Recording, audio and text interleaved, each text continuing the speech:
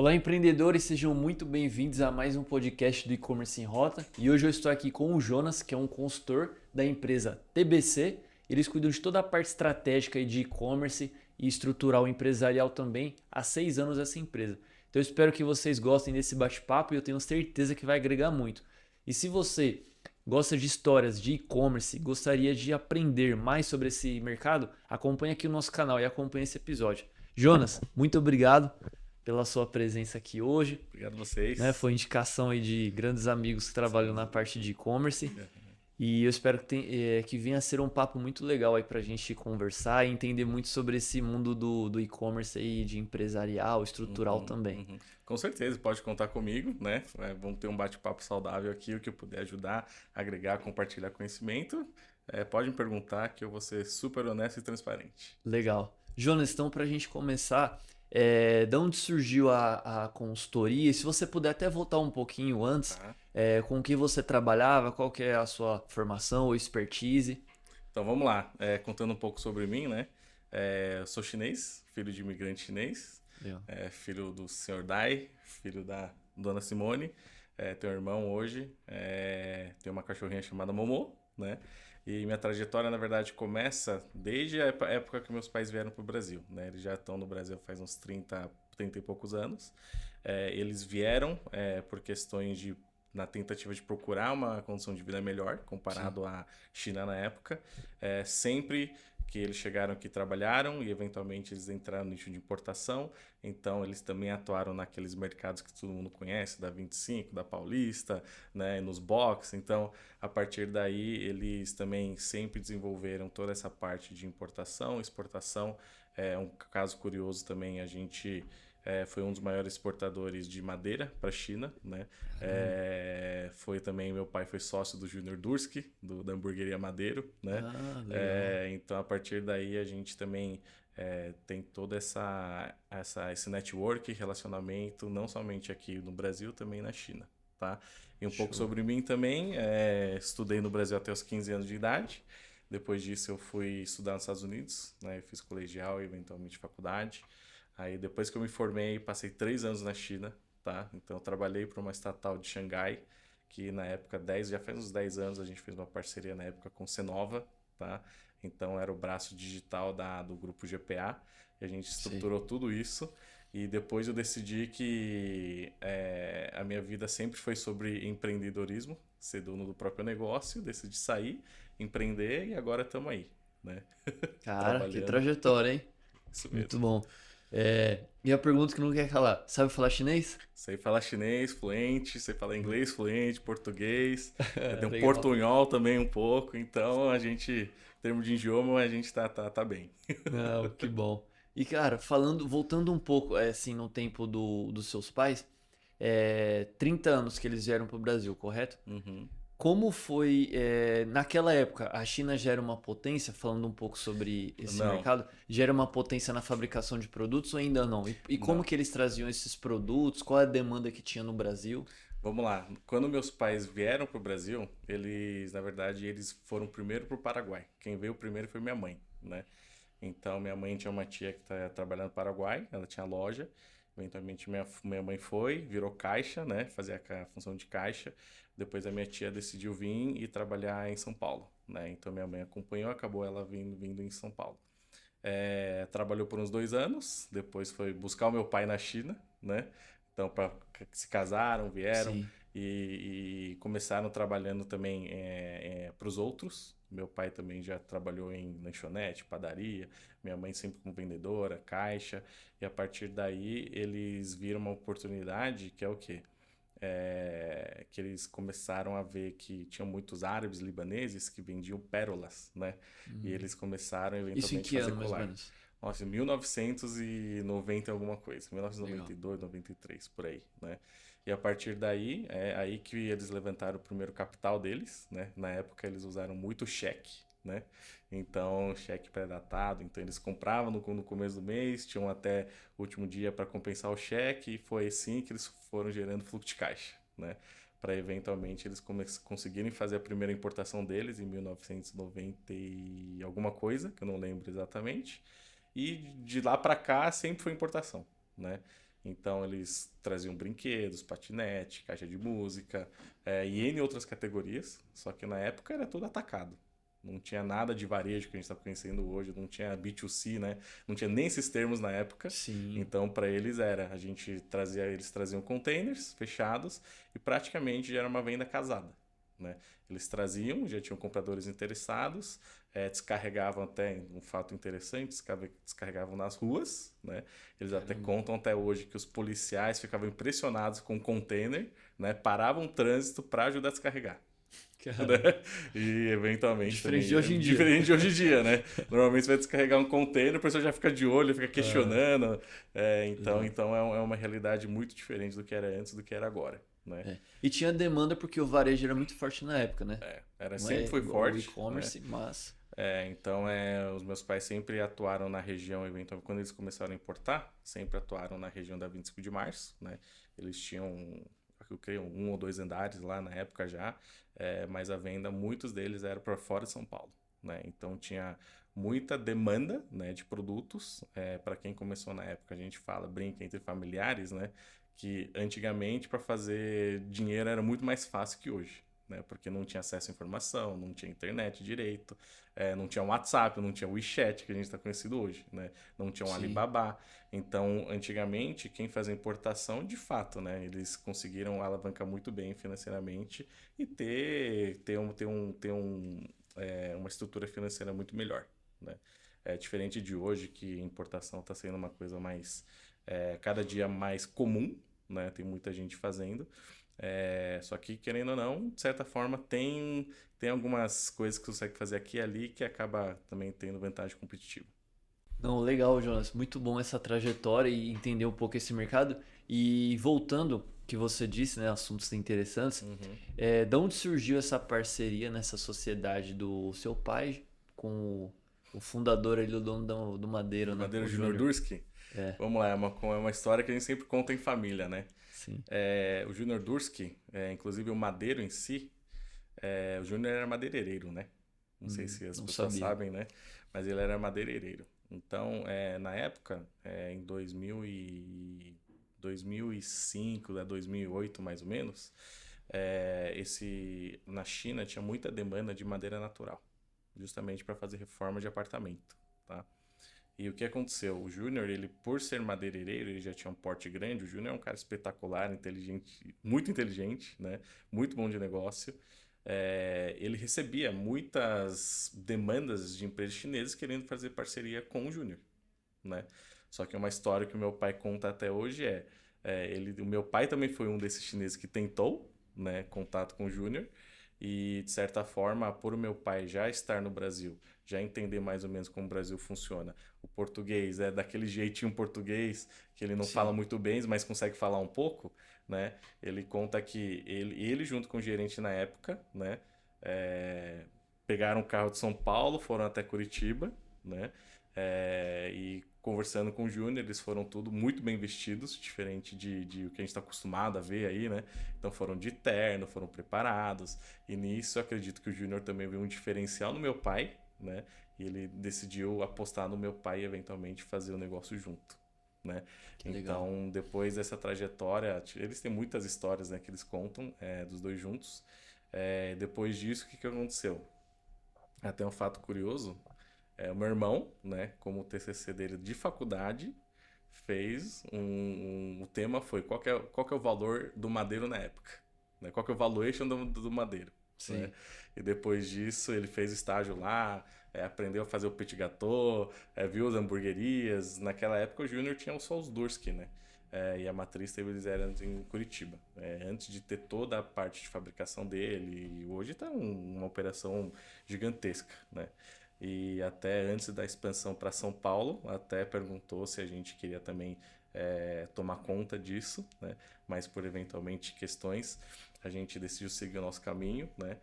A gente decidiu empreender, né? Sim. Então, só que até hoje a gente conversa, meus pais conversam com ele, a gente visita ele. Então, é um relacionamento que a gente sempre mantém ao longo desses anos, independente de negócios. Não, muito bom, cara. E é legal entender essa trajetória, Sim. né? E para vocês, assim, como um contato é muito valioso também. Sim.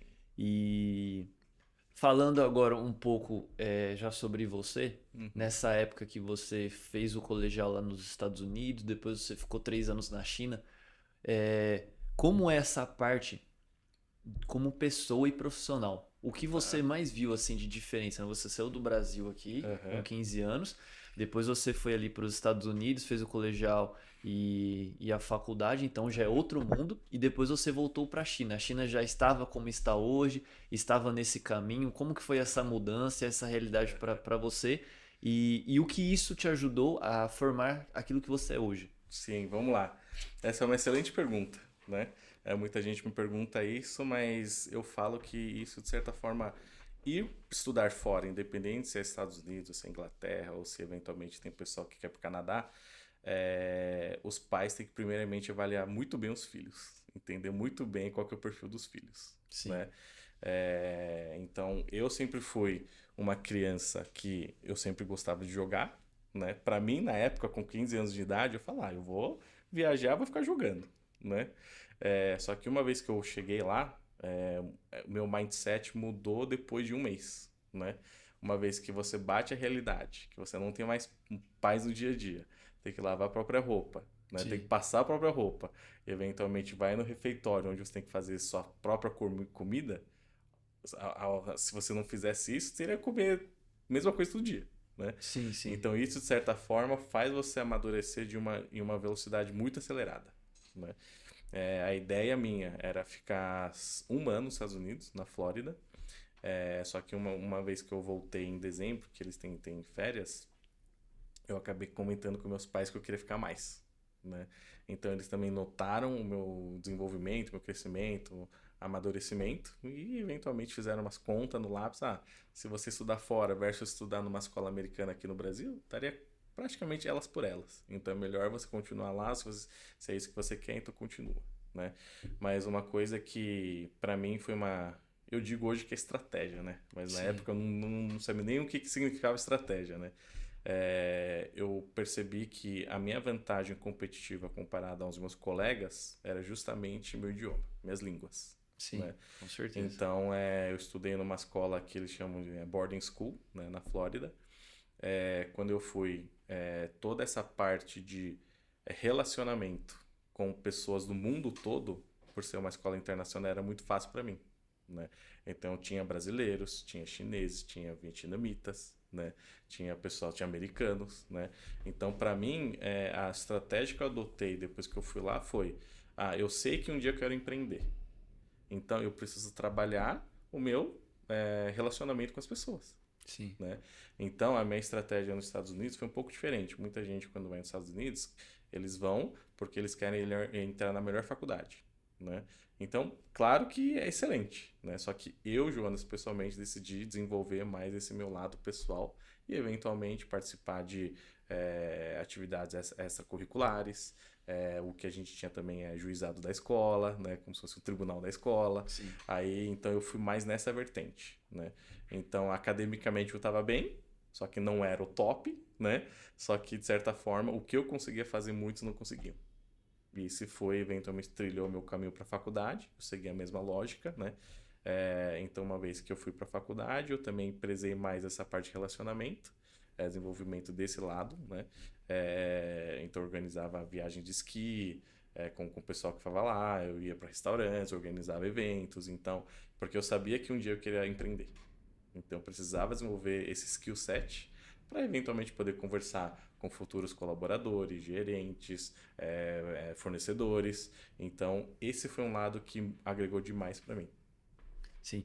E você se dá isso daí ao fato de seus pais já estarem fazendo isso, já estarem importando, já estavam fazendo sociedade com outras pessoas. Então você viu isso daí e falou, eu quero isso daí pra minha vida também? Sim, isso na verdade foi uma conversa que eu tive com a minha mãe, quando ela que me levou e me deixou no colegial, né?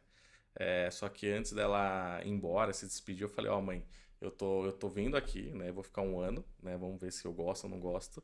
Mas eu já quero deixar bem claro que um dia eu vou empreender, né? Muito bom. Então, desde criança, porque vendo meus pais, quando a gente é criança, a gente não entende, né? A vida de um empreendedor. A gente não sabe, porque durante férias ainda tá trabalhando. né? Se é férias, não é para passar tempo com a gente, com eu e meu irmão, né? Então, quando a gente é criança, a gente não entende disso, né? Então a gente ficava chateado, reclamava, falava, pô, vocês estão aí viajando, fala que vai dedicar tempo pra gente, só que estão trabalhando de novo, Sim. né? Então a gente não entendia, é normal. E depois que eu fui para os Estados Unidos, eu comecei a entender, né? A maioria dos meus amigos que eram brasileiros estavam lá por causa de bolsa, principalmente esportivos, futebol, né? Sim. E eu era, entre eles, um dos únicos pagantes, né? Então eu sabia o que que era um número. Só que não tem como você mensurar o que que é X mil dólares, Sim. né? Ou X centenas de mil dólares. Você não sabe a ideia de como foi difícil conquistar, né? Sim, com certeza. Então, depois que eu fui pra Flórida, vi que tinha muitas pessoas que estavam lá, que foram lá só por causa de bolsa, eu comecei a dar valor a isso. E aí que pra mim foi uma virada de chave, né? Eu falei assim pra mim, tem tanta gente que gostaria de estar na minha posição, não tem condições, né? Eles tentam via outros caminhos, né? Tem que ser muito bom em algum esporte, né? Para Sim. poder ganhar bolsa. E eu tô aqui, meus pais estão pagando, estão se esforçando lá, tô longe da família, então tenho que fazer minha parte, né? Não, ainda bem que você Então, tinha essa mentalidade nessa cabeça, isso, porque muitos, isso. não muitos, né? Mas talvez alguns, meio que não tá nem aí, Não né? tá nem aí. Isso é Exato. verdade, isso é verdade. Né? E aí, você ficou quanto tempo no colégio? Deu 3, 4 anos Eu ali? fiquei 3 anos e eventualmente eu fiz 3 anos e meio de faculdade. Na verdade, na faculdade normalmente é 4 anos, mas eu antecipei as matérias. Sim. Justamente também era caro, né, a faculdade. Então eu vi que tinha a possibilidade de antecipar a minha formação, então eu terminei em 3 anos e meio. Então você morou ali mais ou menos nos Estados Unidos uns 7 anos, vai. 6 anos e meio a 7 anos. É isso mesmo, Certo. é isso mesmo. E aí depois, logo disso, logo dessa fase, quando foi o ano? E depois quando você foi pra China? Ou voltou Tá, primeiro pro vamos Brasil e lá. depois foi pra China? Aí que entra a parte que a experiência da China, né?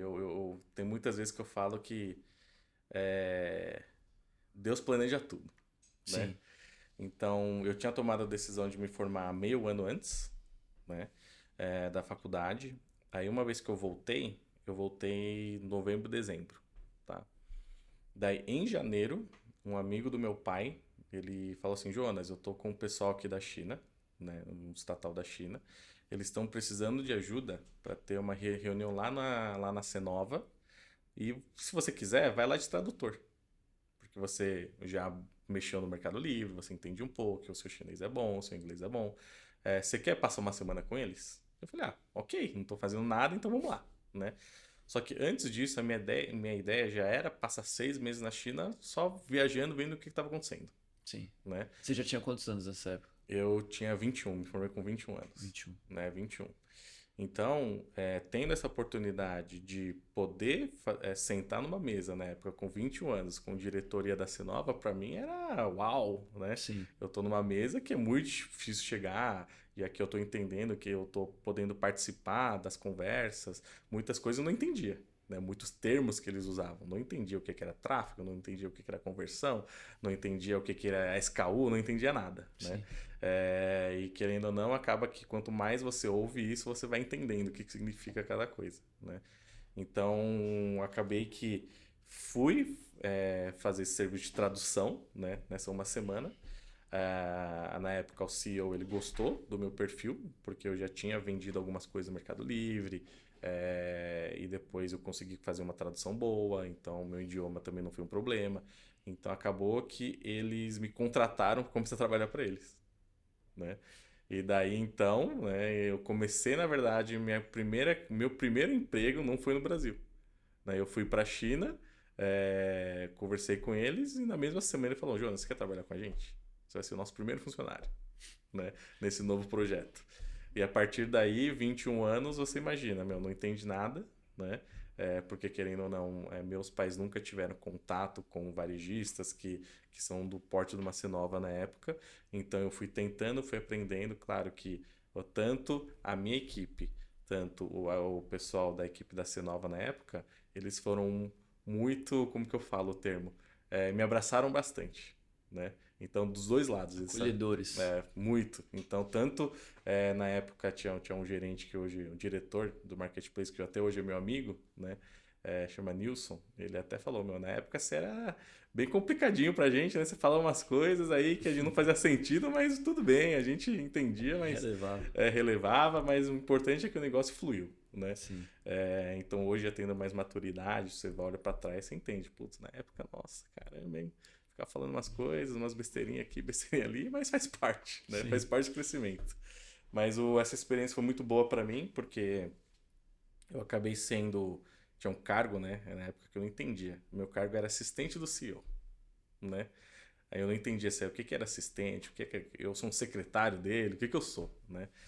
Só que no final, independente do cargo, eu entendi que na posição que eu tô, é uma posição de extrema confiança, né?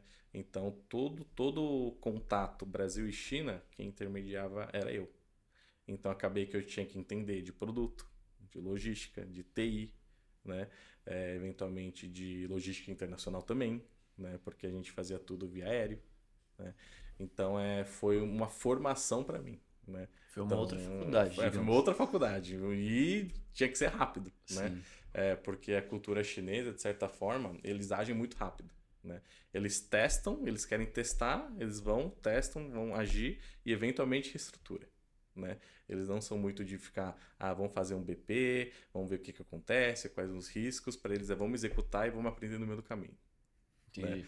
É tipo Então, 100% mão na massa. mão na massa e vai, né? Sim. Então, na época, em termos de cargo, né, apesar de ter muita gente na equipe que eram muito mais especialistas que eu, acabou que eu tinha que rodar entre todos os departamentos, entender como que o cada um conectava com o outro, para eventualmente poder espelhar isso e falar isso para o pessoal, os parceiros aqui da C9. Né? Então, até TI, entender de API, entender de integração, entender de RP. Então, tudo isso foi uma escola para mim. Né? Então, foi mais ou menos assim que foi minha trajetória. Né? Então, Esse começo ali da né, vida trabalhadora. Mas foi uma baita experiência, né, cara? uma baita experiência. Daí, um fato também legal, um dia, se tiver oportunidade para ir no escritório, tem 5 quadros de 5 cidades. Né? Sim. E depois dessa experiência de Xangai, né, acabou que a gente expandiu a operação, mesma operação para a Coreia do Sul e eventualmente para a Europa. Né? Então, 21, 22 anos, né, você viajando o mundo com tudo pago, você fala, pô, estourei na vida. Sim. Né? A empresa bancava tudo, passagem, hotel, ainda deixava eu passar uns dias para viajar, para conhecer o país, para falar, nossa, estourei. Né? Tô Eu feito. tô feito, né? Mas aí mesmo assim, como você tinha, né? Vamos colocar assim, tinha um salário bom, tinha um cargo bom de confiança, tinha experiência, a empresa pagava, mas mesmo assim aquela pulguinha nunca deixava você sossegar, não, ainda tenho que ter o meu negócio. Você sempre Isso pensava mesmo. dessa forma, ou quando você conquistou isso lá, no auge, você pensou, cara, eu acho que eu vou ficar mais tranquilo aqui mesmo, porque talvez seja isso. Então, na verdade, tem duas partes, né? Quando na época, o que que eu pensei? Primeiro ponto. Primeiro ponto foi que, na verdade, meu pai teve uma complicação cirúrgica, eu voltei para ajudar a minha mãe, né? Aí eu fiquei uns meses off, tá? Mas nesse momento eu já não via tanto crescimento para mim, né? Por questões politicais, essas coisas que acabam acontecendo em empresas de porte maior, né? Então a primeira dúvida que veio para mim foi: ok, se hoje eu estou ganhando X, quanto será que eu estou valendo para a empresa? Sim. Essa foi a primeira pergunta que eu pensei, né? Falei, ok, eu tinha um salário bom, tinha um salário muito bom, excelente, né? Recebia em 3 países diferentes, era tudo pago, então recebia tudo líquido, né? Então eu perguntava, se hoje eu estou recebendo X, então eu devo valer Y, né? Então, se eu empreender e conseguir gerar esse mesmo X, então estou melhor, Sim, né? com Então, de certeza. certa forma, eu tenho minha equipe, tenho minha liberdade, eu posso tomar as minhas decisões. Eu não preciso mais que isso para viver. Então, por que não arriscar? Né? É novo, né? Já É tinha. novo, exato. Sim. Quando eu saí dessa empresa estatal, eu tinha 23 anos, mais ou menos. Né? 20, 23, 24. Você fala, eu tô novo, se é para arriscar, eu tenho que arriscar agora. Sim. Né? Daí outra questão também, que de certa forma, tudo bem, a gente fala assim, eu ganhava bem, ganhava bem. Só que era um resultado de quanto eu trabalhava também, né? Porque meu trabalho era literalmente 8 horas na China, quando eu estava lá, Depois que acabava, era 8 horas no Brasil e dormia 8 horas. Entendeu? Sim. Então era 16, no mínimo 15, 16 horas por dia que eu trabalhava todo dia. E como era início de projeto, eu tinha que fazer isso. Porque alinhava com o Brasil, né? Depois tinha que anotar tudo, para depois de noite falar com a China. Depois, Sim. com o que a China preparava no dia, me falavam. Depois tinha que voltar e falar com o pessoal do Brasil. Então, trabalhava demais, demais, demais. Não, imagino, cara. E assim, como foi pra você, quando você foi pra lá no início, de adaptação? Foi difícil pra você ou não? Como que foi? Então, para mim, de certa forma, foi até que mais fácil, né? Porque na época, a gente tem apartamento em Xangai. Ah, legal. Na época, tinha o meu avô e vó estavam vivos também. Então, tem os tios, tias, Ah, né? sim. Então, para mim, foi, de certa forma, casou muito bem, né? Porque a empresa era de Xangai, minha família é de Xangai. A gente tinha moradia em Xangai. Então, para mim, foi mais tranquilo, né? Em termos de comida também, muita gente pergunta, é comida chinesa, né? Para mim é tranquilo É que você tá acostumado, né? porque minha mãe gosta de cozinhar, Sim. então a gente cresceu comendo comida chinesa e a gente saía mais para comer comida brasileira, comida italiana, francesa. Então para mim comida foi ok. Claro que tem coisas que a gente acaba tendo certas dificuldades, né? Apesar de eu falar chinês fluente, só que eu não consigo ler fluentemente, né? Entendi. Então é uma Com as dificuldade que eu tenho. escritas. Escritas, se a escrita for palavras do dia a dia, eu consigo ler, consigo entender. Mas tem vezes que são palavras que eu não conheço e tenho uma dificuldade, né? Mas de certa forma, o pessoal também foi muito acolhedor, então o que precisava, sabiam que eu estava sozinho, né? O pessoal me levava para jantar, apresentar restaurante novo, jogava futebol, jogava um basquete, então foi ok. Foi bom, Sim. foi bom, foi bom. E agora, Jonas, talvez eu faça algumas perguntas um pouco polêmicas. Pode Ou que fazer, geram uns cortes legais, né? tá? Vamos lá. Como você vê, por exemplo, né? Falando dos japoneses agora. Tá, tá. Quando os japoneses que saíram do Japão vieram para o Brasil, Aham, construíram a vida, e quando eles voltam para o Brasil, pro Japão, eles não são tão bem vistos. Isso daí são pessoas que eu conheço japoneses, até mesmo de tá, família, tá, que falam isso e relatam isso. tá, Como é o chinês? Você cresceu no Brasil, nasceu no Brasil, mas seus pais vieram de lá. Como que tá, é você voltar para lá? Teve esse preconceito? Da mesma forma que o japonês é naturalizado, tá, 100% japonês e tá. não brasileiro, tem com o japonês brasileiro? Tá, vamos lá. É um fato interessante, tá? Sim. Quando eu vou pra China, eu sou um pouco um chinês mais moreno, tá? Sim. Então, muitas vezes, até rio, né? Quando eu conto pros amigos, né? Quando eu entro no metrô, eles acham que eu sou chinês mongoliano, né? Pela Sim. cor de pele. Ou eventualmente tem outra cidade de Xinjiang que eles chamam, né? Que eventualmente ali é um povo mais com condição um pouco não tão boa, né? Então o pessoal acaba tipo evitando um pouco, sabe? Uhum. Tipo, eu entro no metrô, depende de como eu tô vestido, né? O pessoal tipo se afasta um pouco, sabe? Sim. Mas a China é muito segura, né? A China é super segura, né? Então isso é tranquilo, não tem roubo, tem câmera em todo lugar. Se qualquer um que estiver assistindo esse podcast, vocês forem na China, não se preocupe, tá? Vocês podem deixar o celular cair, esquecer numa cafeteria, numa mesa que ninguém pega, tá? Se Sim. eventualmente alguém pegar, as câmeras conseguem rastrear até onde a pessoa foi, tá? Então, em termos de segurança, não tem o que falar da China, tá? Mas é engraçado, né? E agora falando lá dos meus pais, né? Meus pais falam assim, eles já tiveram ideia de, uma vez que tanto eu, tanto o meu irmão, a gente vê nossas vidas, eles voltarem para a China. Já tiveram essa ideia. Mas eles já passaram tantos anos no Brasil que eles voltando agora para a China, eles não estão acostumados, Sim. né? Porque a China tecnologicamente é muito avançada, né? Aqui no Brasil, recentemente começou a Pix, QR Code, pagamento, né? Que a gente está falando. Na Sim. China já tem isso há mais de 10 anos. Eles agora estão desenvolvendo agora para fazer pagamento via facial, Sim. né? Então é outro mundo que os meus pais também não conhecem, né? E não estão Não estão acostumados. É acostumados, né? muito acelerado, né? Sim. Aí também da mesma forma, quando a gente fala de muitas vezes na empresa, o pessoal procura a gente para falar consultoria de importação, né? Na época dos meus pais era de um jeito, agora é diferente. Então o mindset muda, né? Então, antigamente na China era, beleza, eu tenho margem aqui, eu vou barganhar com a fábrica para ter mais margem, ok? Agora hoje em dia mudou. Só que hoje em dia mudou. Hoje em dia, o pessoal que tá nessa parte de indústria, fábrica, os chineses principalmente, eles estão prezando muito mais uma parceria de longo prazo, onde todo mundo ganha, do que você aperta e eu perco. Sim. Entendeu? Ou até mesmo eles vendendo diretamente ao consumidor final. É claro que é mais difícil vender para o Brasil diretamente como consumidor final, mas acontece esse Mas movimento. já tem. E isso na verdade, para mim, é um tópico bem sensível, né? Porque mais e mais a gente também, como consultoria, a gente está recebendo, né, demandas de empresas chinesas que querem atuar no Brasil B2C diretamente. E são as fábricas que estão vindo.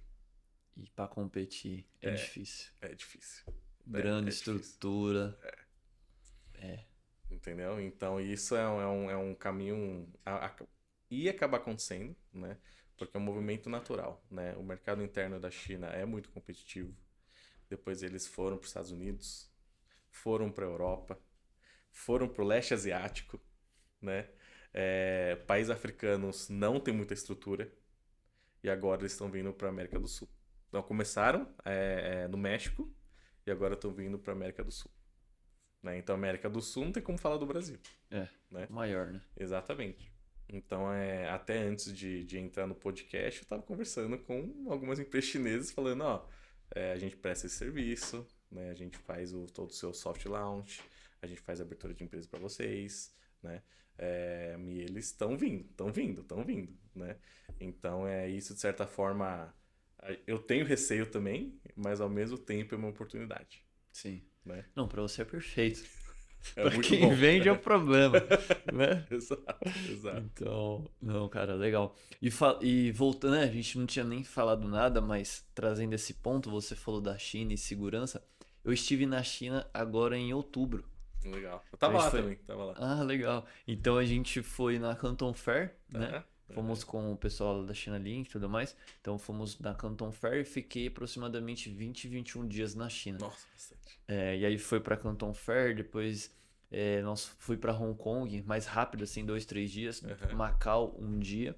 Depois fui pra Xangai, fiquei 3 dias e Pequim 3 dias, né? Nossa, legal. Então assim, deu uma volta bastante. ali. E cara, assim, de verdade, até perguntei essa questão, né? Se tinha esse, entre aspas, preconceito.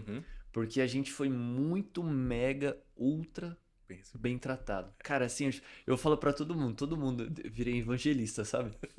Todo mundo que eu falo e falo sobre isso, eu falo assim, cara, os chineses do Brasil, que a gente tá acostumado com 25, ou com esse pessoal que vende nas lojinhas, né, que é meio bruto, que não fala muito, não tem nada a ver com o chinês tradicional. Não tem nada a ver, cara, é outro mundo.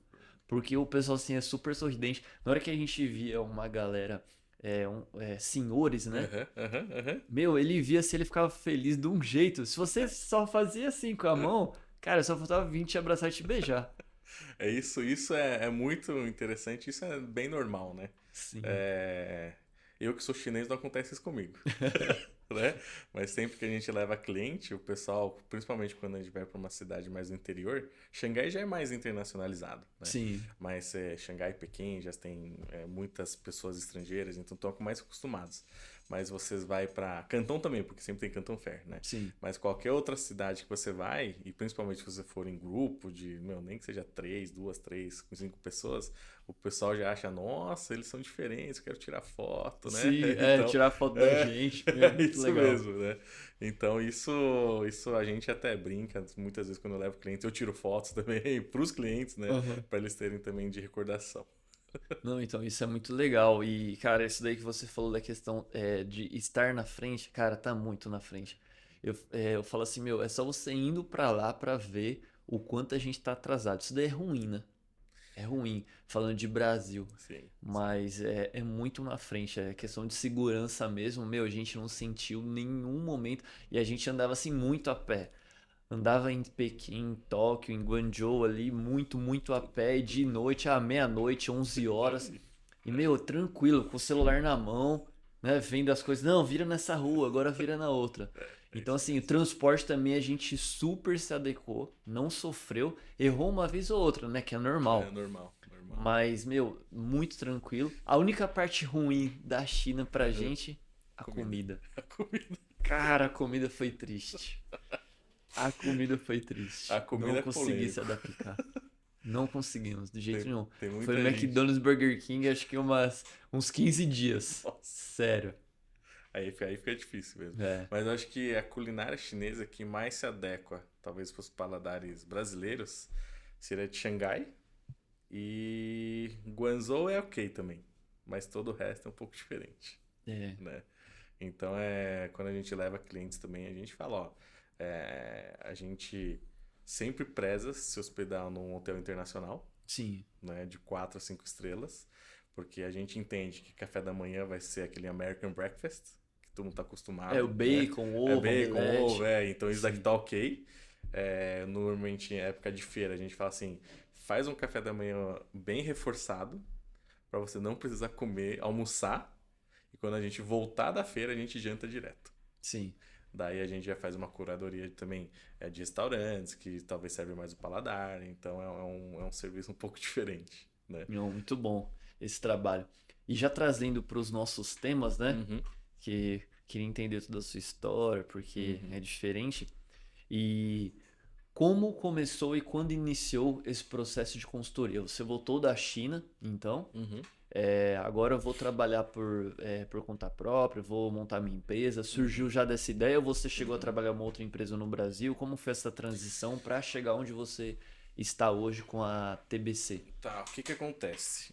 Quando eu voltei da China, por eu ter trabalhado 2 anos e meio, 3 anos lá, o que eu aprendi lá eu uso até hoje, tá? Porque você comentou, a China está muito mais avançada, né? Sim. Então, na verdade, a gente começou trabalhando como uma consultoria para e-commerce, né? Na época não tinha tido a pandemia, né? Então, ainda essa vontade dos lojistas de trabalharem no online não era tão grande, tá? Então, a gente, na verdade, começou trabalhando como consultoria de e-commerce, de forma geral, tá?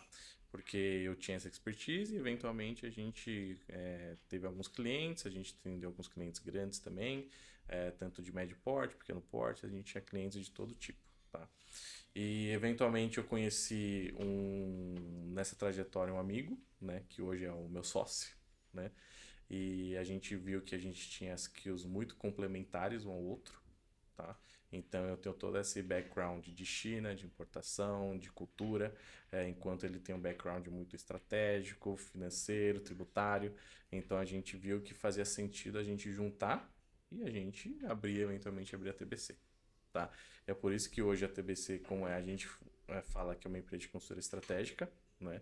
A gente tem vários, vamos dizer, produtos dentro da empresa, né? Desde o mais básico até o mais avançado, né? Sim. No básico, a gente pode falar de uma consultoria estratégica por si só, que já é um pouco complicado, né? Ou a gente pode falar um estudo tributário, uma consultoria financeira, como estrutura do DRE, como estrutura do fluxo de caixa e etc. Né? E até vai de produtos, projetos individuais, até o que a gente chama que é o mais avançado, que é a nossa consultoria 360. Né? Onde eventualmente as empresas contratam a gente acompanha, desenha um plano de 3 a 5 anos, né? E a gente, como consultoria, junto com os clientes, a gente executa em conjunto. Né? Então, o que a gente tem aqui como consultoria de recursos, network, contatos, a gente vai apresentando para os clientes. Né? Então, pode ser uma conexão com o gerente de conta, pode ser um operador logístico, pode ser um agente de carga para importação, pode ser um contrato com uma J3, por exemplo, né? Sim. Que é o patrocinador. Então, a gente vai auxiliando e vai guiando o caminho junto com os clientes. Você vê, a maioria dos clientes eles confiam muito na gente, eu espero que todos, né? Sim. Então, os conselhos que a gente dá também é para eles terem sucesso na empresa deles, né? Então, no que tiver na nossa capacidade, nosso know-how, tanto meu e do meu sócio quanto da equipe, a gente tenta auxiliar o máximo possível. Certo. Agora vamos dividir isso daí por pontos daquilo que vocês fazem. Uhum, Hoje, uma pessoa que está começando no e-commerce, ela precisa de algumas ajudas para poder escalar o negócio, fazer o negócio acontecer, ou até mesmo que ela possa já importar direto ou no segundo momento. Hoje você, para esse cara que está começando hoje, ele serve para você como cliente? Ele é um cliente ideal para você na estrutura inicial ou ainda não? Então, a gente sempre fala qual que é o nosso ICP, né? Sim, O nosso ICP, a gente tende a falar que o ideal é para lojista que fatura acima de 1 milhão, tá? certo. Por que a gente define isso como nosso ICP? Porque, de certa forma, de 0 a 1 milhão, já tem muitas pessoas muito boas nisso, né? Já tem várias, eu posso falar que são escolas, são comunidades que a gente conhece no mercado, Sim. que já são muito boas em fazer isso, né? Só que a gente enxergou que tem um gap de 1 milhão mais, né? Só Que que fica não mais complicado fica mais todas as complicado. partes. Exato. Só que não quer dizer que a gente não atende clientes menores, Sim, né? A gente atende desde de uma operação que pode faturar seus 100 mil, 200 mil no mês, que já pode ser marido e mulher fazendo na garagem de casa, ok, não tem problema. sim. Só que a gente, muitas vezes, quando o cliente é menor, a gente primeiro tem que conhecer muito bem eles, né? O nosso processo de filtragem é um pouco diferente, né? Então a gente não vai pegar uma pessoa que a gente enxerga que não tem aquele mindset de querer crescer, Sim. né? Então, uma Um cara que tá vez. fazendo como renda extra já não daria Isso, certo, não daria sim. certo, né? Porque quando a gente fala de precificação dentro da nossa consultoria é um pouco diferente, né? Como que a gente cobra?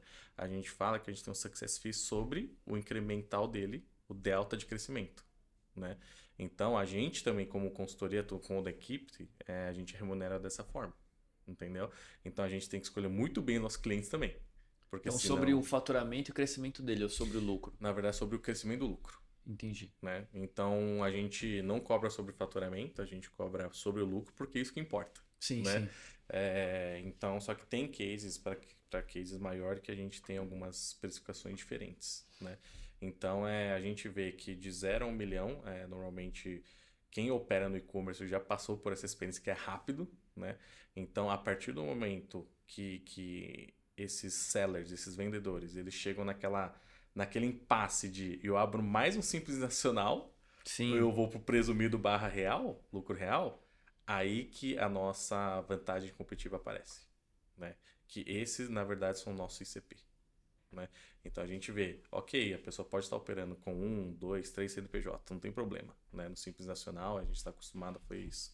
Mas a partir de um momento, uma vez que você tem mais de 3, você vai para 4, 5, 6, a gestão começa a ficar muito complicado. Sim. Você tem um monte de conta, tem um monte de banco, tem um monte de ter que fazer conciliação em um monte de lugar, né? Então a gente começa entrando a consultoria nessa parte que é o nosso forte. A gente ajuda, explica a diferença dos regimes, e dependendo do cliente, ele pode continuar no Simples Nacional, não tem problema, né? Sim. É decisão de cada empreendedor. Só que acaba que no nosso case a gente sempre consegue justificar, né? Porque hoje, se é um vendedor de e-commerce, por que o lucro real vale mais a pena? Né? Então acaba que a gente explica, tem um trabalho educativo no meio do caminho, né? Porque o lucro real é muito complexo, tá? Tem eventualmente benefícios aqui, benefícios ali, tem condições diferentes. Só que no final a gente vê que faz muito sentido, né? Todos os sellers eventualmente para o lucro real, justamente por causa da reforma tributária que está acontecendo, né? Vai ficar Sim. mais Que vai difícil mudar ficar até no simples. 2032, né? Então a gente faz um trabalho muito bem em relação a essa transição. E uma vez que eles conseguem fazer essa transição e topam fazer essa transição, claro, tem que arrumar casa, tem que ensinar a equipe, tem que mudar algumas pessoas, isso sempre acontece, né?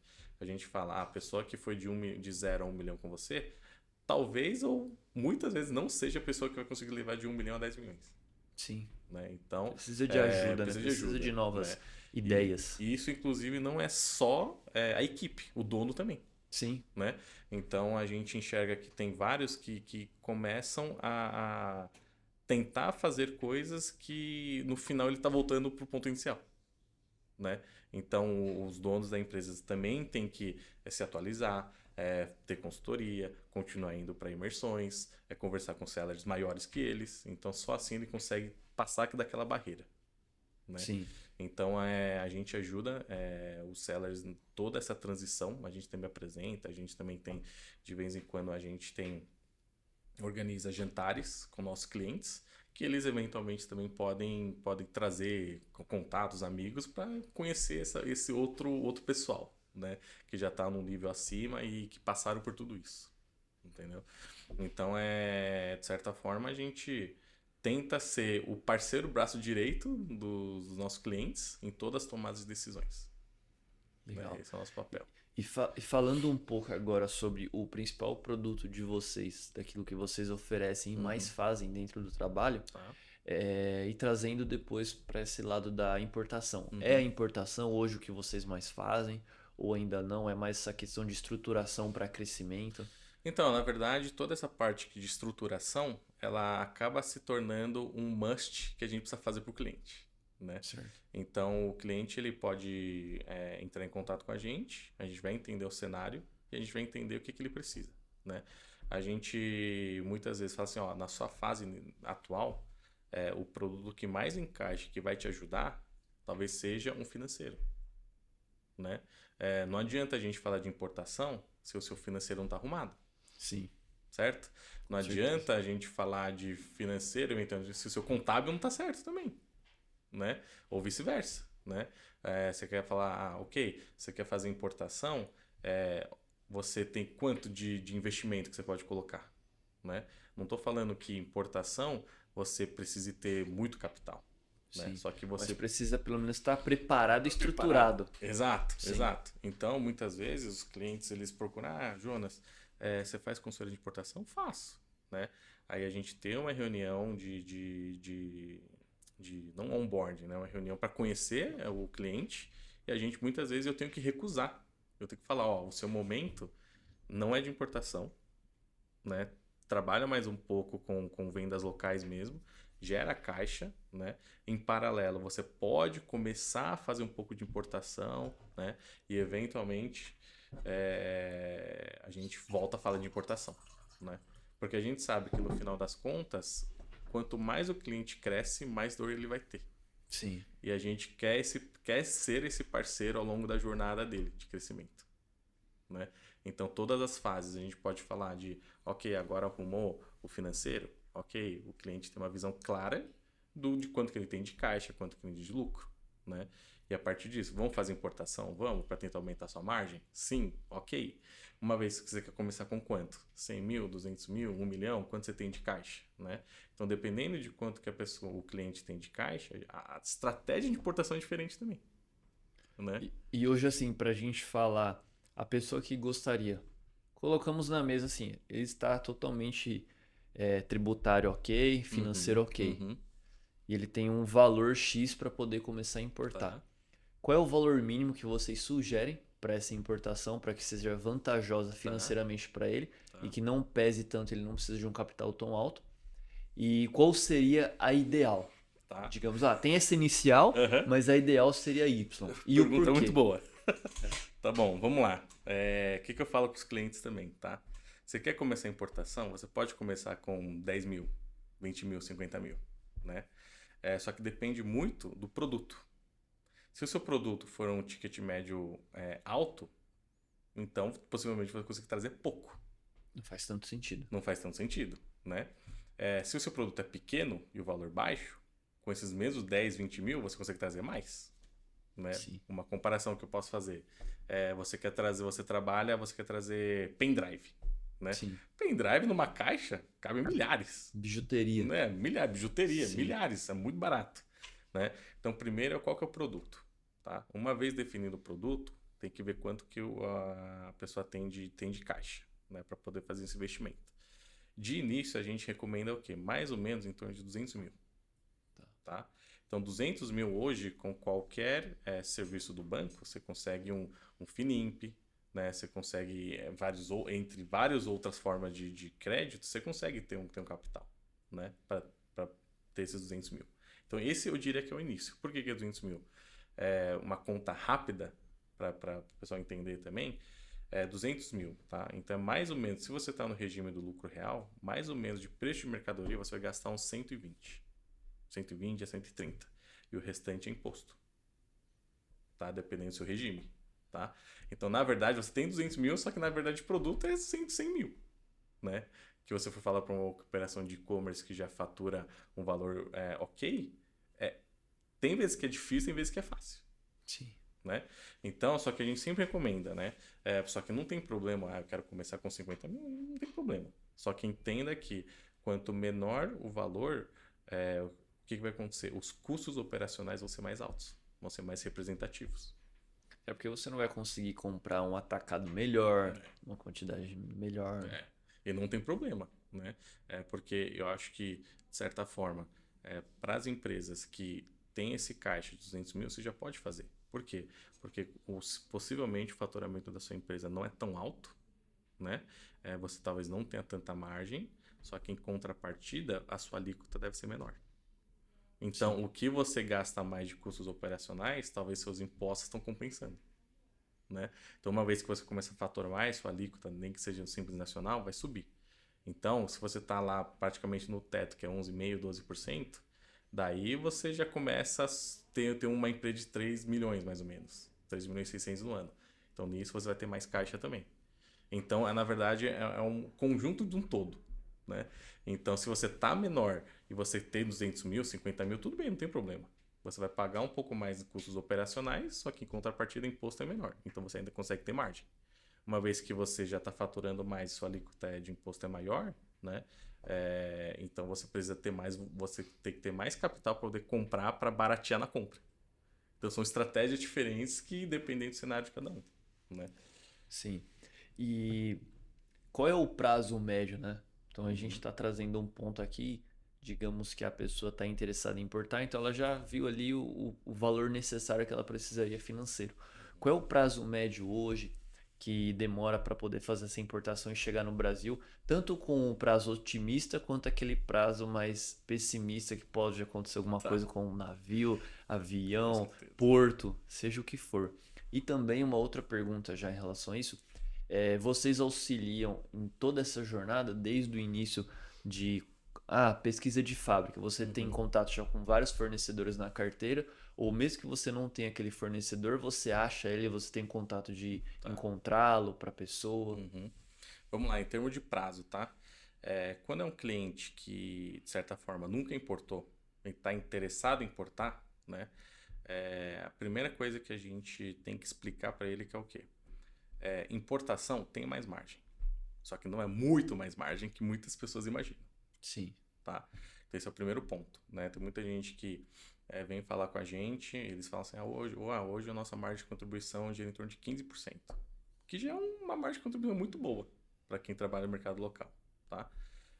Eles esperam que numa importação seja de 30, 40, 50. Não é isso. Você pode chegar nisso, dependendo do seu volume de compra, ok? E eventualmente condições comerciais. Só que é muito raro você conseguir um produto que você tenha 50% de margem de contribuição. A média histórica que a gente tem para lucro real e importação gira em torno de uns 20%, tá? De margem de contribuição. Então já é um cenário muito bom. Mas você fala assim, quanto tempo demora para eu chegar nisso, né?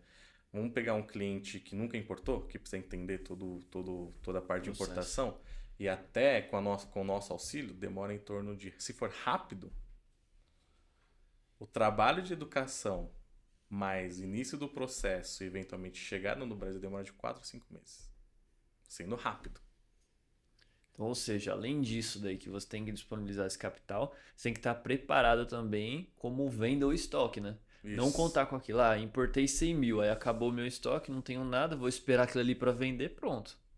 Exato. Então, então a gente fala o primeiro processo é o mais demorado. Porque o cliente fica com receio, tô colocando grana na frente, Sim. e se o cara não me entregar, o que acontece?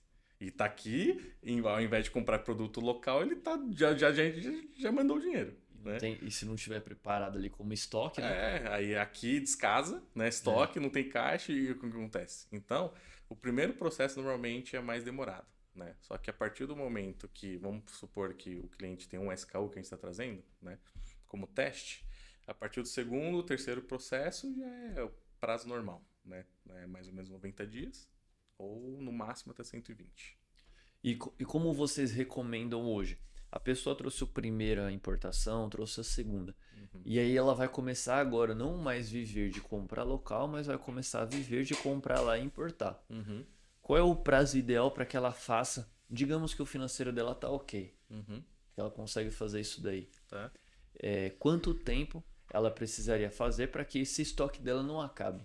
Então, por exemplo, eu trouxe o segundo ali em março, Uhum. depois de 2 meses eu já trago o outro para poder esperar e sempre tá chegando novos, entende?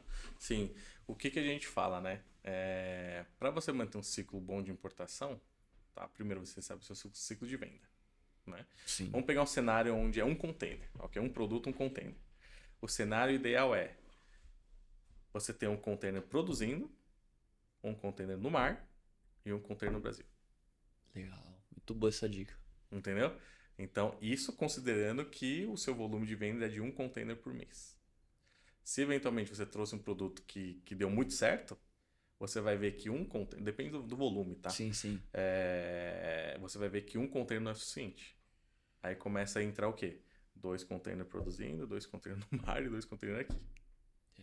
Aí vai para 3, vai para 4, vai para 5. Aí que começa a ter qual o problema? Fluxo de caixa. Sim. Tá? Porque aí se você nesse cenário fizer 2, 2, 2, já são 6. Ou 3, 3, 3, 9, né? Então ele vai multiplicando, Sim. né? Então isso a gente fala, né? Então não tem problema você começar voltando, né? Naquela pergunta, não tem problema você começar pequeno. Mas você vai ver que importação, se você realmente fazer a lição de casa e você acertar no produto, é muito rápido. É muito rápido. Você consegue girar muitas vezes seu capital durante o ano, né? Então muitas pessoas perguntam: Jonas, eventualmente eu posso pegar um capital, vou tirar aqui, deixar numa poupança, num CDB e tal. Eu falo: você pode. Mas na verdade, se você girar aqui, o mercadoria é muito mais rápido. Você gira umas 3, 4 vezes, Sim. né? E hoje falando em questão de pagamento, formas de pagamento. É aquele padrão de mercado? É 70, 30? 30, Tá? 70? Tá? Como que funciona? Tá? Regra geral, Sim. tá? Normalmente é 30/70, né? Então 30% na assinatura do contrato, tá? E um ponto importante é que muitas pessoas, muitos importadores pecam no começo, né? Assinatura de contrato não é invoice. São conceitos diferentes. Invoice é fatura comercial, só que você não está resguardado, tá? Muito Nada bom isso. impede, né, do você mandar os 30% para o fornecedor e ele sumir. Você não está resguardado. Então Então, você tem um contato com o fornecedor, é algo primordial, né? primordial. É Então não primordial. sair se aventurando. Não, deixa eu fazer sozinho que eu consigo. Você Exato. pode Exato. tomar um Né? calote. Então, todos os clientes que a gente tem a fase. Por que demora mais? A gente tem a primeira parte de produtos, tem negociação, tem validação do produto, vistoria, amostras, para depois a gente chegar, o cliente fala assim: ok, esse produto que eu quero e deu jogo para mim. Aí depois disso a gente tem uma proforma, né, que manda para o cliente uma proforma invoice. E depois disso, em paralelo, a gente já está fazendo contrato com o fornecedor.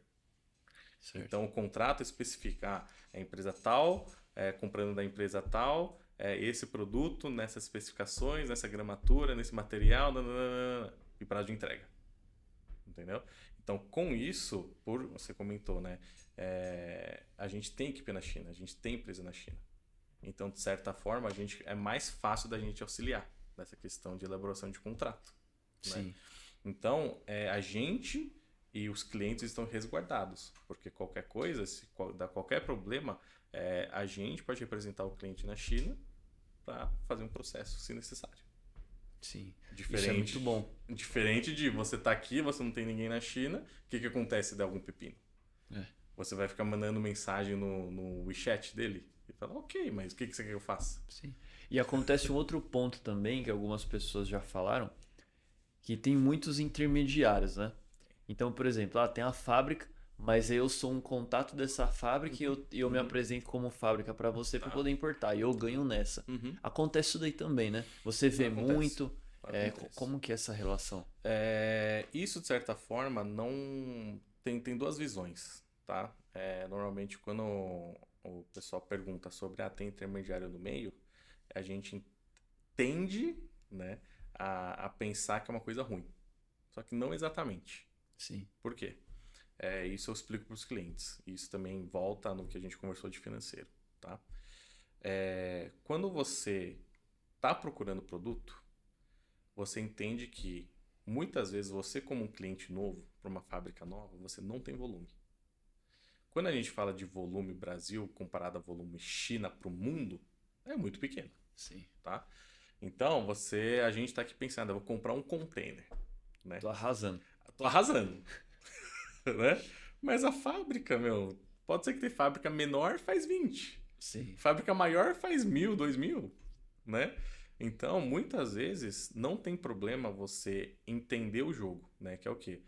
Qual que é o momento atual meu?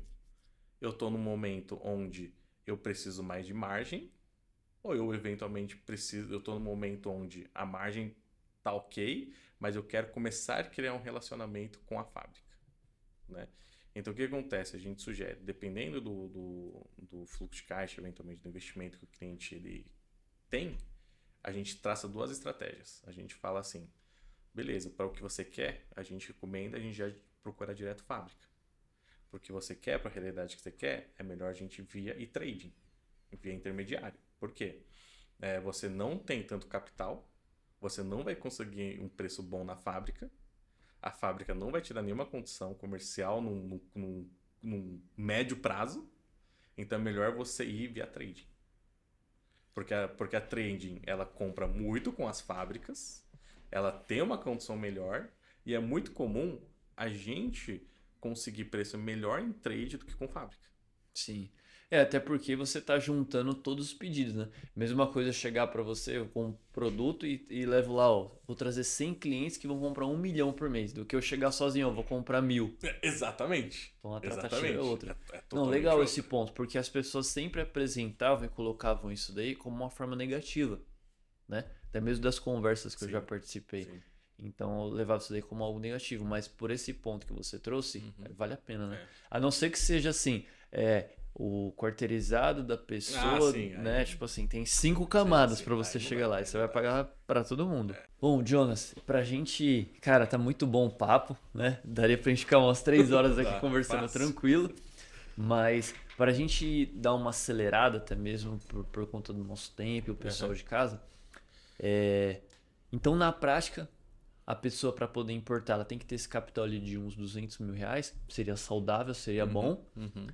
Tem esse tempo aí médio de 90, 120, 180 dias, Isso. digamos. Uhum. E o que mais que você pode passar de dica ou de informações para quem está nos assistindo e gostaria de importar e daquilo que vocês já fazem, né? Meio que para você já trazer esse direcional. Vamos lá. Uma coisa que é bem importante que a gente fala pro pessoal também é ter uns parceiros bons, tá? Porque importação, a gente, de uma forma simplificada, que é literalmente trazer produto de um lugar para o outro, Sim. né? Só que dentro disso a gente tem mapeado em torno de uns 17 pilares dentro da importação, tá? E muitos desses pilares, quem é responsável por isso é o que a gente chama de agente de carga, que é super importante você ter um agente de carga de confiança, tá? E eventualmente seu despachante, tá? Então, tem muitos despachantes bons, tem muitos agentes de cargas bons, tá? Vocês têm os dois hoje. A gente tem os dois que são parceiros nossos de longa data. E aí é o que a gente indica eventualmente para os nossos clientes também, né? Porque eles já sabem a forma que a gente trabalha, a precificação deles é justa, né? O serviço, a qualidade de serviço é alto, né? Muito bom. Então a gente acaba indicando sempre eles. Só que a gente, todos os clientes são abertos a usar o deles, Sim. né? Só que tem um cenário que é bom compartilhar também com o pessoal de casa, né? Que muitas vezes quando eu recebo uma pergunta de eu consigo crédito com fornecedor na China, né? Você até consegue, só que muitas vezes esse crédito é atrelado ao cliente importador no Brasil usar um agente de carga de confiança da fábrica ou da trend, né? Por quê? Porque tem Que é um várias cara que formas. já fez vários contatos, Isso. várias compras, já tem um bom relacionamento. Isso. E muitas vezes a fábrica indica. Eu vou te dar um exemplo de um cenário que isso acontece. Vamos supor que você tá com um volume bom de compra com o fabricante, com a indústria, e você fala assim, tem como você me dar um prazo? Né? Então você vai de 30 a 30/70 o padrão, para talvez 30% e 70% quando chega no porto.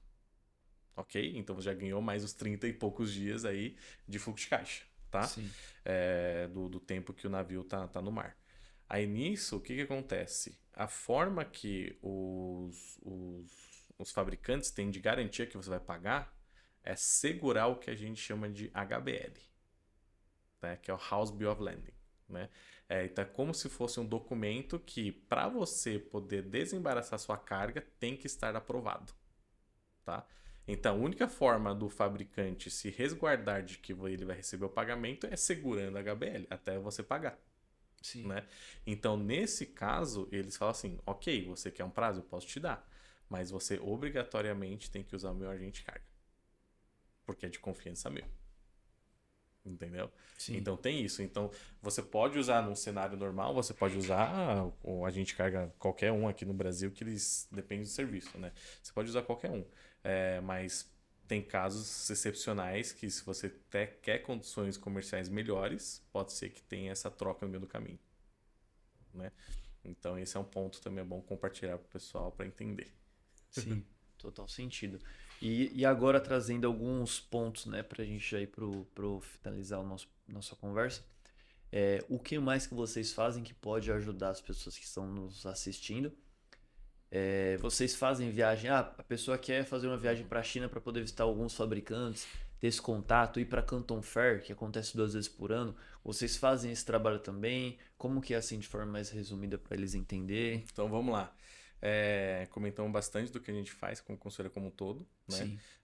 Temos módulos, né? Pode ser módulos individuais, né? Dentro de todos os departamentos que abrangem uma empresa, né? A gente tem trabalho desde produto, importação, financeiro, RH, DP, eventualmente também, inclusive negociações com bancos, a gente também auxilia os clientes, até também a gente gosta de fazer essas viagens 2 vezes ao ano, tá? Para levar nossos clientes para uma Canton Fair para conhecer a China, né? Principalmente esses clientes que eles já estão importando ou têm interesse de importar, né? Poder A conhecer gente o mercado. conhecer o mercado e conhecer como funciona. Só que um ponto que é interessante, né? A Canton Fair é um lugar muito bom para todo mundo conhecer, sentir um gostinho do que é a China, tá? Só que, muito provavelmente, o que vai acontecer? Muita gente se frustra na primeira vez que vai, porque sente que não consegue achar preço. E isso é totalmente normal, tá? Porque a Canton Fair, demograficamente falando, ela é da região de Canton, e a região de Canton, em termos de produto, é a área mais desenvolvida na China. Então, todas as tendências são mostradas na Canton Fair. Então, todas as inovações de produtos também são mostradas na Canton Fair. Só que isso, para o nosso mercado brasileiro, não significa margem, né? Porque para as empresas terem um stand na Canton Fair, trazer produtos novos, eles tiveram muitos gastos e eventualmente investimento e desenvolvimento. Então, claro que produtos novos, tendências, para o mercado brasileiro é muito difícil de você dar preço e dar jogo, tá? Então, para quem quer conhecer a China, a gente fala, vai para uma Canton Fair, vai conhecer o market para você saber onde você está começando a pisar. Sim. Mas... E não quer dizer que aquele preço que você viu de um fornecedor na Canton Fair vai ser o preço de todos os produtos, até mesmo de uma IU, né? Que é a cidade onde importa, ou de outros fornecedores. Exatamente. Então a gente sempre fala, vai conhecer, se você quer conhecer a China, vai. A gente recomenda ir fortemente para você entender mais ou menos como que funciona, principalmente a parte cultural, né? Uma coisa interessante que a gente fala assim, até meus sócios também que vão, clientes, a gente acaba tendo jantares, né? Os jantares normalmente é sala fechada, normalmente os fabricantes, os fornecedores que convidam, então todos os pratos eles já pedem anteriormente, né? Então vocês chegam, conversam um pouco, sentam na mesa e já começa a subir os pratos. Sendo que a gente nem escolhe os pratos, né? Aí depois começa a ter rodada de bebidas, né? Então, para qualquer um que vai para a China e senta numa mesa dessas, vai perceber que todo gole que o pessoal dá de bebida tem que brindar. Diferente daqui, no máximo a gente brinda no começo, brinda no final e tchau, né? Sim. Então ali todo o famoso baijiu da China, né? Que é como se fosse não, como que eu falo isso? É uma pinga chinesa, né? É a bebida mais famosa na China, né? Então, você vai ver, um dia que tiver oportunidade, você sentar numa mesa e um chinês trazer um baijiu para vocês tomarem, quer dizer que ele já tá confiando em você. Entendi. Né? A estratégia é simples também. Deixa você bêbado, você faz o cheque. Né? Então, na verdade, eles falam que uma vez que você tá bêbado, você começa a falar mais coisa. Então ele realmente te conhece quando você tá meio tontinho ali, entendeu? Entendi. Estratégia, já. Estratégia, né? Então eles tomam junto também. Teve até uma vez que, para as pessoas que não bebem, né? Tanto do lado do fornecedor, eles até convidam uma pessoa que é bom de bebida para tomar com você. Então tem várias Entendi. estratégias que você vai ter que beber. Né? Entendi. Se não é com o dono, é com o irmão do dono que consegue beber. Se não é com o irmão, é com o gerente que consegue beber. Então alguém na mesa vai beber com você. Entendi. Né? E no final, todo Legal. mundo que tá na mesa vai acabar brindando. Todo mundo brinda você. Né? E você tem que brindar de volta. Né? Então são algumas experiências assim que a gente leva o nosso cliente para entender como que é a cultura chinesa. Né? Como funciona o Como mercado. funciona de fato para você fazer negócio. Né? Um tema sensível dos chineses é o quê? Eles não gostam muito de fazer contrato. Né? E aqui a gente está muito acostumado a fazer contrato. Né? Então, para eles a gente alinhou, vamos beber umas e tá ok. Tá tudo alinhado, tá tudo E certo. tá tudo certo. Né? Então, a gente faz essas viagens, leva os clientes, eventualmente eles vão uma, duas vezes. Só que a gente fala, se eventualmente você está interessado, você quer realmente crescer no nicho de importação, você tem que ir em esferas específicas do seu ramo. Né? Que acontece lá também. Que acontece lá também, né? Algumas feiras que são bem famosas tem em Hong Kong, muitas vezes tem na Europa, depois tem na China, né? Muitas vezes o Japão também tem, Coreia também tem, né? Então, mais uma vez, o importante é você entender como importa. Você pode importar de qualquer lugar, né? Não é só exatamente China. Você pode importar da Índia, você pode importar do Vietnã. O processo é todo o mesmo. Sim. Né?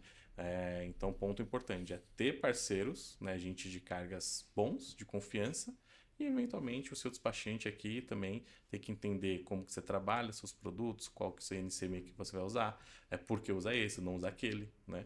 Então, isso tudo no final se consolida na sua equipe de importação. Né? Você não precisa ter tudo in-house. Né? Você pode até ter, dependendo da sua escala. Mas, eventualmente, nesse começo, é muito importante você ter uns parceiros muito bem alinhados. Muito bom. E pra gente ir finalizando, Jonas, o que você mais vê ali, né? Meio que um bate-bola. O que você mais vê dos erros desses e-commerce, desses marketplaces que eles cometem, que você já faz a consultoria, já faz checkout, e também os que deram certo, o que você já pode dar de dica também para o pessoal, para que não cometa esses erros e faça esses acertos para que o negócio dê certo. Tá, acho que o principal erro, comentei um pouco anteriormente, é essa questão de contrato. Né? Então, muita gente que faz importação, eles vão para um Alibaba.com e eles já encontram o fornecedor e eles já acreditam que uma invoice é um contrato. Né? Então, esse é o primeiro ponto. Não é. Tá? E outro que é muito importante, que é um erro clássico, né? Tem muitos importadores que estão querendo entrar nesse nicho, né? Muitos vendedores que querem Sim. se tornar importadores, eles não pedem amostras. Né? Porque eles sentem que, ok, eu passei a configuração, né, os specs que eu quero do produto, ele falou que tem e beleza, vou importar. Nem que seja 1000 unidades. Totalmente errado. Totalmente errado, tá? Então é muito importante, qualquer importação que você vá fazer tem que receber a amostra, tem que desmontar a amostra, tem que jogar no chão, tem que molhar, tem que fazer tudo que você quiser, simulando o que pode acontecer com o seu cliente. Né? Então, muito importante ter contrato, validação de amostra. Tá? E uma vez que você recebeu a amostra, validou, você colocar isso no contrato. Né? Então, eu estou comprando esse produto com essa gramatura, esse material, esse peso XPTO. Entendeu? Então, dessa forma, você consegue, pelo menos de forma a se resguardar um pouco. Você vai conseguir processar uma fábrica chinesa sendo uma empresa brasileira? Vai, mas vai demorar anos, né? Mas pelo menos você tem alguma coisa, tá? Então, normalmente, as fábricas chinesas não são de cumprir, quando eles não eles cumprem com abatimento numa próxima compra, eles querem fazer negócio. Né? Então, para chegar num ponto onde você tem que realmente processar é muito difícil. Tá? Então, muitas vezes é conversado, mas também depende, no final, do tamanho da fábrica, se ele tem o capital para conseguir bancar. Né? Mas a maioria, caso 99% das vezes, as fábricas falam assim, tudo bem, eu errei, né? Não segui o que a gente combinou no contrato, me dá mais uma oportunidade numa próxima, eu te dou desconto, eu atento mais. Então, eles nunca querem perder negócio. Esse é o lado bom. né? Isso é outra pergunta, né? Qual que foi a outra pergunta de novo? A outra pergunta era o que os e-commerce, né, os vendedores que dão certo nesse ramo, Ah, tá. o que eles fazem, o que você vê que é o mais assertivo ali para que as pessoas possam seguir esse caminho? Tá. Primeiro ponto, né? Para os clientes nossos que estão dando certo, é muito importante que eles tenham a casa organizada, a empresa primeiramente organizada, tá? Eles estão estudando produtos que fazem sentido para eles e, eventualmente, eles estão focando mais em profundidade do que quantidade, tá? Então, dentro para todos os lojistas ou vendedores aqui de marketplace, qual que é o maior problema? É estoque, né? A gente identificou que é estoque, né? Muita SKU, muita Não, na variedade. verdade, o pessoal traz muita variedade sem profundidade de estoque, Entendi, sim. né? Então, o que acaba acontecendo? Você pode ter uma loja, vamos pegar um exemplo menor, né? Só para exemplificar, você tem 100 SKUs. Desses 100 SKUs, você tem 10 de cada, ok? Né? Versus você tem um SKU com 10 mil dessa quantidade, né? Então, a gente vê que os clientes nossos que eles estão performando melhor é o quê? São os clientes que trabalham com menos quantidade de SKUs, só que com uma profundidade gigantesca. Então, É que entende? ele já fez a validação da curva A, B, C Sim, dele de sim, vendas, né? sim. Então ele já sabe que aquilo ali já vai ter uma saída Sim, maior. só que de certa forma é muito difícil você controlar a reposição de estoque em operação de importação, né? Mesmo a gente falando que você tem que ter um no Brasil, um no mar, um em produção, muitas vezes isso também foge um pouco, Sim, não é né? uma ciência exata, né? Vou te dar um exemplo. Pode ser que esse mês o seu consumo seja de um container. E tem muitas variáveis de você diminuir essa quantidade ou aumentar essa quantidade. Porque até chegar, né? Vamos supor, chegar daqui a Exato. 4 meses. Você cresceu muito, pronto. Exato. Então você fala assim, como que eu consigo estimar isso? Né? Eu trouxe um produto, né? Nem que seja 200 unidades. Coloquei, anunciei no Mercado Livre da vida. Começou a vender. Pode ter certeza que essas 200 unidades vão acabar antes de chegar ao próximo container. Aí você fala assim, ok, vou trazer um próximo container agora. E o que te garante que você não vai vender 2, 3, 4 containers? Sim. Isso é o difícil, né? Né? Então, o segredo da importação é como você conseguir fazer um planejamento de compra atrelado ao seu ciclo de venda anual e, eventualmente, você conversar isso com o seu fornecedor e ele conseguir te entregar ou sair da China num prazo que você estipulou. Ou um fluxo maior de pagamentos também. Ou outros cenários, né? Sim. Então, o trabalho mais difícil e a gente vê que muitos pecam nisso, o cliente começou a importar, começou a performar, ele começou a trazer mais, né? O momento que dá o furo de estoque, o que acontece com o seu anúncio? O seu anúncio cai, você perde o ranqueamento, e quando volta o seu estoque, você tem que gastar de novo com o quê? Com ads, né? Porque alguém pegou seu lugar, Sim. né? E eventualmente você vai ter que fazer um trabalho de novo de ranqueamento, né? Então, por isso que a gente fala para os nossos clientes, você pode trabalhar com muitos SKUs, não tem problema. Mas dependendo da fase, tá? Tem clientes que eles têm um portfólio menor, só que tem mais profundidade, e a gente também tem clientes maiores, um volume muito maior, que comporta mais SKU, só que ele também garante estoque. Aí são cenários diferentes, né? O que a gente sempre fala, você pode trabalhar com um ou dois fornecedores, não tem problema. Não precisa trabalhar com 10, 20, 30. Né? Trabalhe com esse um, esse dois, começa, vai trabalhando com eles, vai amadurecendo, vai criando relacionamento, você vai conseguindo prazo, né? Então imagina, você vai de 30 a 70 para eventualmente para 30 a 70% no porto. Para depois você fala, eu consegui 15% o pagamento pode chegar no porto em 60 dias, você já está com o fluxo de caixa positivo. Então, é melhor você ter uma crescente constante do que você ficar tirando por todos os lados e você não ter crédito com ninguém. Sim. Porque É como se fosse banco, né? Vai Exatamente. criar relacionamento em todos os bancos? É Não impossível, dá, não né? é impossível, impossível, né? Então a gente sempre recomenda os clientes, né, que é a maioria que a gente pega, que se tornam nossos clientes, muitos deles estão nesse cenário. Eles têm muitos SKUs, né? Eles querem trazer tudo, vender tudo, tem um portfólio gigantesco. No final, é sempre um retrabalho de ranqueamento. Sim. Porque Isso é difícil. é muito difícil, né? Então, aqui também, para o pessoal que trabalha no mercado local, também tem esse problema. Eles compram com fábrica, com indústria, com importadores. E também fica sem estoque. Né? Um exemplo clássico, ventilador, ar-condicionado. Acaba todo ano. E são empresas gigantescas que estão fabricando. E mesmo assim acaba. Né?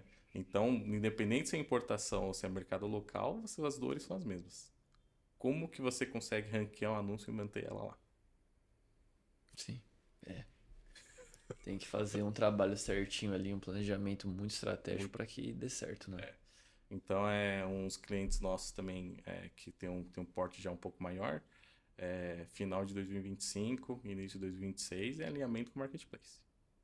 É sentar na mesa e falar assim, ó, a expectativa que a gente tem para você esse ano, a nossa expectativa é X e o marketplace vem com a contrapartida. A nossa expectativa de vocês é Y. Pode ser que muitas vezes fica casado, né? E pode ser muitas vezes que o marketing fala, ó, talvez nesse mês de julho ou no último trimestre, a gente está estimando mais do que vocês estimaram. Então, como que eventualmente você faz todo um planejamento de compra? Principalmente de importação no ano. Muitas vezes não tem nem calendário, né? Então, como que você faz essa expertise? Muitas pessoas não têm e acaba pecando, né? Que nem agora, a gente está no começo do ano, vai ter o ano novo chinês em fevereiro, né? No meio de fevereiro. Para quem é importador, se preparou? Porque se você se preparou, possivelmente, em dezembro, janeiro, você está recebendo uma porrada de container. Para você aguentar fevereiro e março sem container. Porque depois do ano novo chinês, para chegar container é só abril para frente. Que eles param. Eles param. O que acontece? Esse ano, por exemplo, 2026, o ano novo é dia 14, 15 mais ou menos de fevereiro, meados de fevereiro. Todos os armadores, que são os navios, eles param praticamente no final de janeiro. Então eles recebem o que já está bucado, já está agendado, e eles fazem a rota. Mas se você, eventualmente, você não fez um planejamento prévio, ou você paga mais para você garantir uma vaga, um container, ou você fica sem, ou você espera.